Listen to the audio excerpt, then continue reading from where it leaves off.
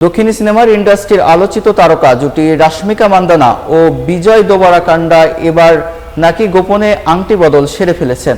শোনা যাচ্ছে বিয়েতে না এগিয়ে আপাতত একে অপরকে আরো ভালোভাবে বোঝার জন্যই বাগদানের সিদ্ধান্ত নিয়েছেন তারা। বিজয়ের হায়দরাবাদের বাড়িতেই ঘরোয়া আয়োজনের মাধ্যমেই এ আংটি বদল সম্পন্ন হয়েছে বলে জানা গেছে। এতে দুই পরিবারের সদস্যরা উপস্থিত ছিলেন, তবে এখন পর্যন্ত আনুষ্ঠানিকভাবে বিষয়টি ঘোষণা করেননি এ তারকা জুটি।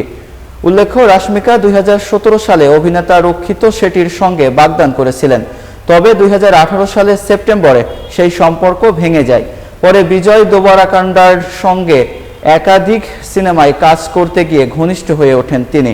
2018 সালের গীত গোবিন্দময় ও 2019 সালের ডিয়ার কমরেড সিনেমায় নাকি তাদের সম্পর্কের বাগবদলের সূচনা করে। 2023 সালে মালদ্বীপ ভ্রমণ থেকে শুরু করে প্রায় একসঙ্গে কাটাতে দেখা গেছে তাদের। দীর্ঘ 8 বছরের প্রেম করার পরও গোপনে বাগদান সেরে ফেলায় নতুন করে আলোচনায় এসেছেন রাশমিকা ও বিজয়।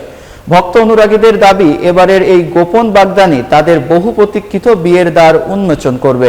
দক্ষিণী বিনোদন অঙ্গনে গুঞ্জন উঠেছে আগামী ফেব্রুয়ারিতে প্রেমের মাসে 7 পাকে বাধা পড়তে যাচ্ছেন এই তারকা জুটি।